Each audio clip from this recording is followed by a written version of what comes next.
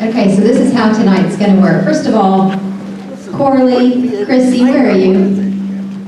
I know you're here. Are any other wives here? We got Coralie. Where's Chrissy? Chrissy's over there. Let's thank these wives for giving us their husbands.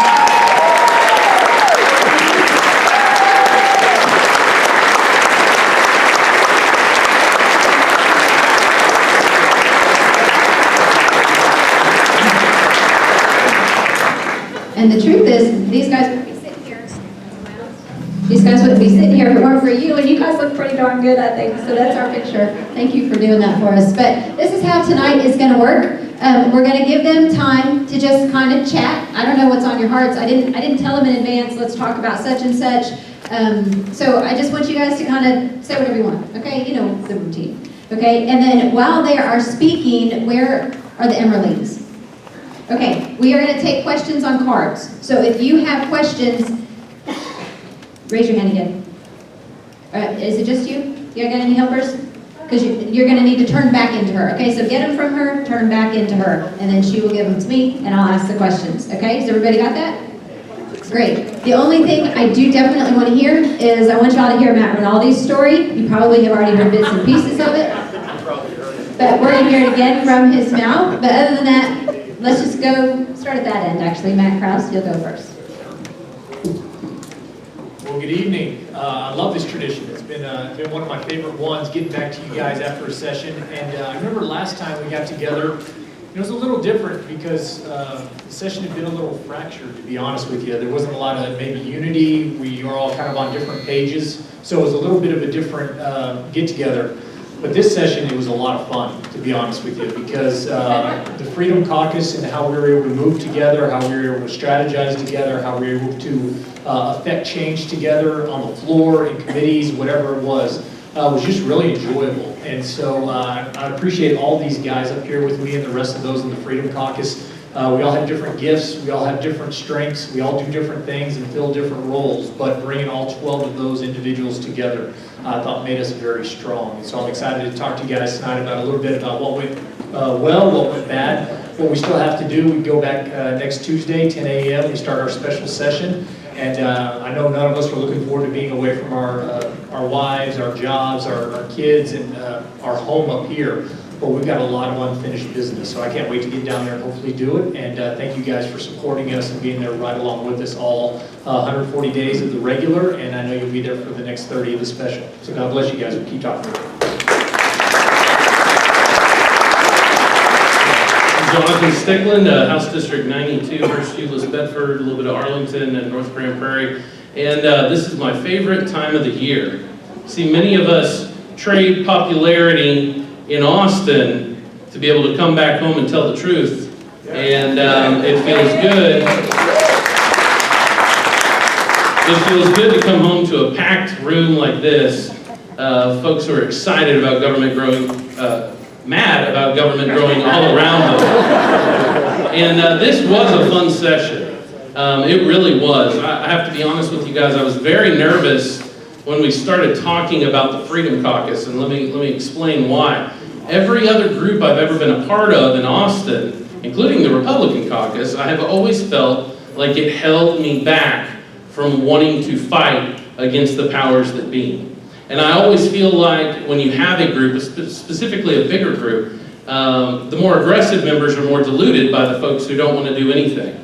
And I was nervous about the Freedom Caucus forming, frankly, for that reason. But I have to tell you, I think it was one of the best moves the conservatives have ever made. I was proud of every single one of these guys who are up here with me. Just a couple of special shout outs. I think without a doubt, Tony Tinderholt was the most improved representative that I've ever seen, going from his first year to his second term. He was a beast at the back microphone. The leadership of Bill Zedler, and Matt Krause was way aggressive compared to where he'd been before. He was kind of our guy who's always voted the right way, but Matt was really our deal maker this session in the Freedom Caucus. He kind of went and spoke with some of the other groups and helped us get some of the victories on the conservative legislation that you saw. And then, of course, Matt Rinaldi, kind of the brains behind the operation. It's hilarious. I wish you guys could see it, but even the folks who hate us, okay, the moderates, the rhinos down in Austin, it's so funny because they depend on our guys for advice. There was one quick story I'll tell. Larry Phillips from Sherman, Texas, who's a nice enough guy personally, but votes to raid your wallet way too often, part of the Strauss leadership team, was given a task, and the Strauss team came to him and they were like, hey, you need to be working on this, Larry. Okay, well, what do you need me to do? Well, just go ask Rinaldi what to do. He's the best lawyer in the Texas House. And so Larry, who's been there for, I don't know, 12 years, has to go to Rinaldi and be like, oh, they told me to ask you what to do on this. And we just did it. So, but it was great to see everybody come together, like Matt said, with their own skill set. And there isn't one member of the Freedom Caucus who I did not feel did an excellent job in their own way this last session. It was special to be a part of. And the greatest thing is we started off with the Freedom Caucus, and it only got better and stronger as we went through the session. And I am so excited to get back down there because by the end of this session, we were calling a lot of the shots. And I feel like the Freedom Caucus was able to take a session that was destined to be an F on every one of our scorecards, if we were honest with each other. And I think that we took it to about a C-, and which doesn't sound like much, but it was a monumental ordeal. When you're talking about 12 people out of 150, the Lord was definitely on our side, and we felt y'all behind us, and we're just thankful for all of you.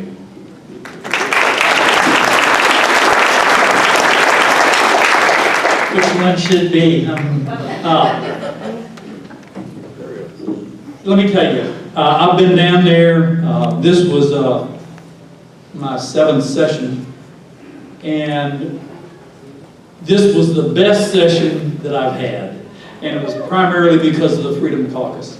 And the thing about it is that, just like Jonathan said, it started off looking like it was going to be a horror. And the reason why is because we knew what was going to happen. We knew Krause was going to basically try and block all the good stuff from getting to the floor.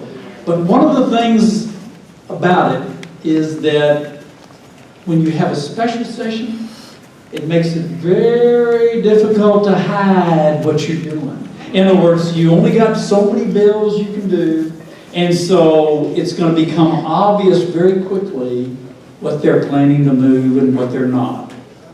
And so, first of all, I think it can set some things up that we might have someone dethroned. And the other thing is that we can finally get some good things done. Because, again, when you got a special session, first of all, everybody's focus is on those items. Whereas during the regular session, you're pulled all these different directions. And so, one of the things that really has turned out to be the greatest thing is the fact that we now have a special session, and I think we have a really opportunity to really get some great things done this session because of the special that's coming up.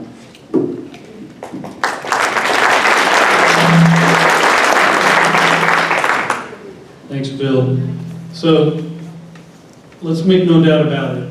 Leadership in the Texas House failed you this session. Do you guys agree with that? Yes. Texas House leadership failed you. And some things that the Freedom Caucus was able to do is we were able to show and prove to House members that leadership was failing them too.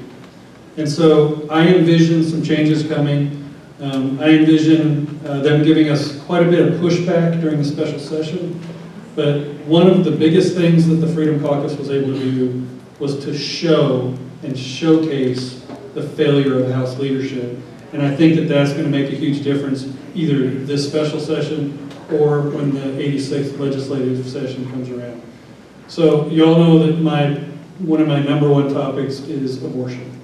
And so a couple of the really, really big wins that the Freedom Caucus, some members of the Freedom Caucus, as well as another state representative that's sitting right there, raise your hand. She's absolutely amazing. Stephanie Click. We had some huge pro-life wins. won't go into a lot of detail, but I'll tell you that a lot of money for alternatives to abortion.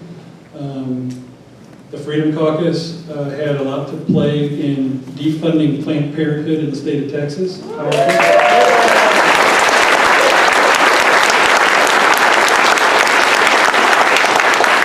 I authored House Bill 948. The exact same way that the Republican Party asked for it.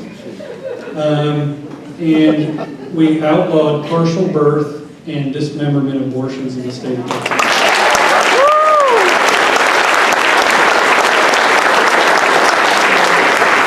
And I'm sure we're going to talk about that and a whole bunch of other things, but again, I want to say thank you to Representative Stephanie Click because she did a lot of work on that, so I appreciate it. That's my big topic. You did wonderful, and it was great to work with you on that issue.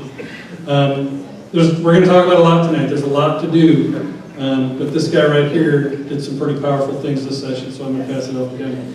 So let's hear his story. First, I want to say it's an honor being with these guys this session and working on so many important issues. I thought the caucus was such a success because we balanced each other out so well. Part of our weaknesses are our other members' strengths, and me and Matt Krause balance each other out perfectly, and Stickland and Leach, and everybody was working together, respected each other so much that we were able to actually form a great strategy. At the beginning of session, probably around February before we actually started getting into it, we had 15, I think, priorities, but we had 5 top priorities in session. All right, so what we did was we picked 5. The 5 that we picked were constitutional carry, dismemberment abortion ban, which Stephanie Click had a bill that was the dismemberment abortion ban we heard was going to be dead on arrival in the House. It's literally bans ripping babies limb from limb while their heart's still beating in the womb. We had sanctuary city bill, strong sanctuary city bill, property tax reform with rollback rate limits, and Women's Privacy Act. And those were the 5 we were going to concentrate on. We were told in February that all 5 of them, every single one of them, was dead on arrival. Texas Right to Life, which dismemberment abortion ban was their top priority, was told that they would not get a single bill passed this year because they didn't play nice with leadership. So we came in expecting nothing. What did we get? We ended up getting 2 of 5. We got a dismemberment abortion ban thanks to Stephanie Click's help.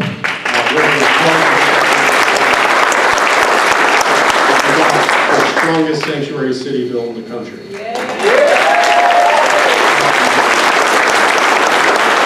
And we have the potential to get 4 of 5 after a special session because property tax reform and women's privacy is on the call on special session. And we did it by strategizing. We did it by using leverage where we could. We did it by using leverage with other members, using leverage with leadership, and we forced votes on issues that we needed votes on, and we knew that if we could force those votes, we would win the votes.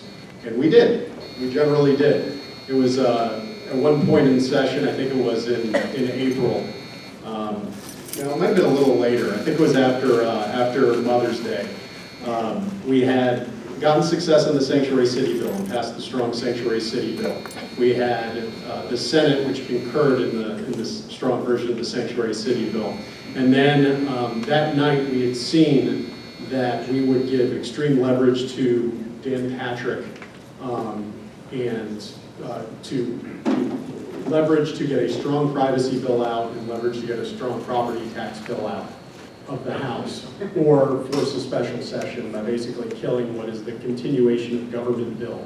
We noticed that House leadership, for some reason, put the continuation of government bill late in the calendar on the last day to pass House bills.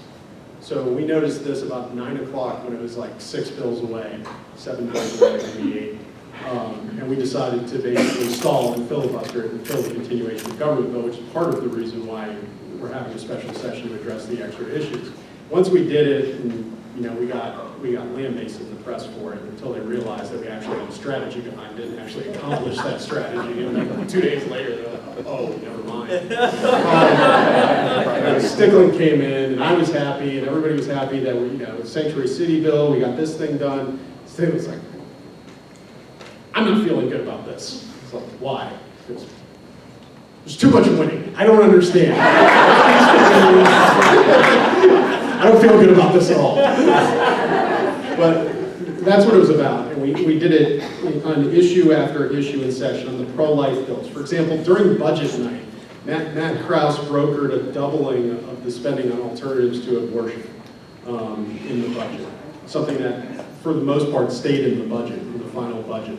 I had an amendment that would close off all the loopholes to funding Planned Parenthood. And we had about 200 amendments. It was buried deep in there.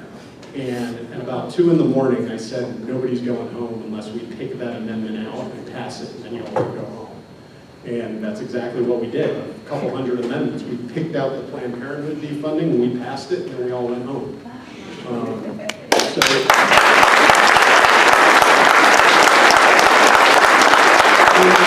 I'm not just a pro